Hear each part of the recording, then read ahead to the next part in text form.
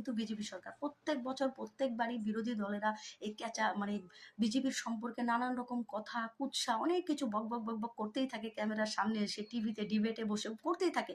কিন্তু প্রত্যেক বছরই ভোটে দেখবেন কোনো না কোনো রাজ্যে বিজেপি জয়লাভ করে বসে আছে। তো এই আমরা গত বছরও দেখলাম বিহারে জয়লাভ করে গেল। কত কিছু হলো, কত কথা, কত কিছু, যে ভালো নয় এটা ওটা। ঠিক এবারও দেখবেন পশ্চিমবঙ্গ এভাবেই বেরিয়ে যাবে। তো হতে পারে, আমি বলছি না যে সকল কার্যকর্তা বা পার্টির সকল লোকজনেরা ধোয়া তুলসী পাতা, একদমই নয়, সেটা কোনো পার্টিতে নেই, বিজেপি পার্টিতেও নেই। কিন্তু এই পার্টির মাথা ভালো, এটুকু বলতে হবে। এই পার্টির মাথা ভালো, এবং মানুষ বিজেপি পার্টিকে কেন বেছে নিচ্ছে তার কারণ হচ্ছে দ্রুত অ্যাকশন। অন্যান্য যে নন বিজেপি স্টেটগুলো রয়েছে সেখানে অন্যায়ের বিরুদ্ধে সঠিকভাবে কোনো অ্যাকশন নেওয়া হয় না, কিন্তু বিজেপি রাজ্যে সেখানেও ক্রাইম হচ্ছে, অবশ্যই হচ্ছে, কিন্তু সেখানে সরকার জনগণ যেটা চায়, যেভাবে চায় সেইভাবে দ্রুত অ্যাকশন নিচ্ছে।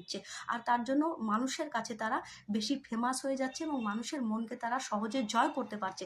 আর আরেকটা জিনিস হচ্ছে, বিজেপি পার্টির কোনো একা নয়, আপনারা দেখুন কোনো সংগঠন বা কোনো পার্টি কখনো একা চলতে পারে না। একা একজন লোক যদি লিডারশিপ নিয়ে থাকে তবে সেটা বেশি দূর পর্যন্ত গড়ায় না। যেমন তৃণমূল কংগ্রেস একাই ল্যাম্প পোস্ট, মানে ল্যাম্প পোস্ট, আর বাকি সবাই ল্যাম্প পোস্ট, সরি, একাই পোস্ট, বাকি সব ল্যাম্প পোস্ট। কিন্তু বিজেপিতে সেটা নয়। বিজেপির যে ক্যাবিনেট যে ব্যাপারটা রয়েছে, যে মন্ত্রিসভা রয়েছে, তারা প্রত্যেককে সমান গুরুত্ব দেয়, প্রত্যেককে দাম দেয়, প্রত্যেকেই এক একজন মাস্টার মাইন্ড। আপনারা যেমন দেখেছেন জয়শঙ্কর, আপনারা যেমন অজিত ডোভাল, এই বড় বড় নামগুলো উঠে আসে। এগুলো কি প্রধানমন্ত্রীর থেকে তাদের কি কম কৃতিত্ব? নয়, তারা উঠে আসে। কিন্তু আপনারা অন্য কোনো পার্টিতে দেখুন, কংগ্রেস পার্টিতে দেখুন, রাহুল গান্ধী ছাড়া আপনারা কাউকে আর চেনেনই না।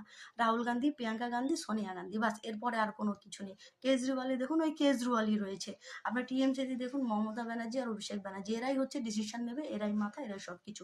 কিন্তু বিজেপিতে কিন্তু প্রধানমন্ত্রী নরেন্দ্র মোদী একা কোনো ডিসিশন নেয় না, বা সেটা হওয়া উচিতও নয়। তাই নয় কি? এতগুলো মানুষের লাইফ বা জীবনের যেখানে ব্যাপার, সেখানে কেন কেউ একা কোনো ডিসিশন নেবে? এই এতগুলো মন্ত্রী পদগুলো তৈরি হয়েছে কেন? এতগুলো এমএলএ, এতগুলো এমপি, তাহলে এগুলোর ভোট করে করে এগুলো নেওয়ার কি দরকার? যদি আমি একাই সব কিছু ডিসিশন নিয়ে নিই, তাহলে এই এতগুলো এমপি এমএলএর কি দরকার? কোনো দরকার নেই। কিন্তু আমাদের পশ্চিমবঙ্গের মুখ্যমন্ত্রীকে কেউ এটা বোঝাতে পারবে না, উনি একাই সব কিছু। যাই হোক, তো এইবার যে ব্যাপারটা রয়েছে, মানুষের এই কাজ করা, এই কারণে মানুষের কাছে ফেমাস হয়ে যাচ্ছে। আর আপনারা একটা জিনিস লক্ষ্য করেছেন, যে এই যে বাজেট, আমরা কি জানি যে বাজেট ঘোষণা মানে হলো টাকা ঘোষণা।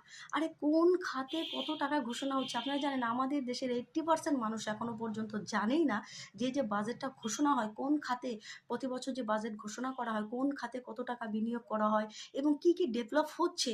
আপনারা ভাবুন, আমাদের বাজেটে এবারে কি ঘোষণা হয়েছে, আমরা শুধু জানি যে এত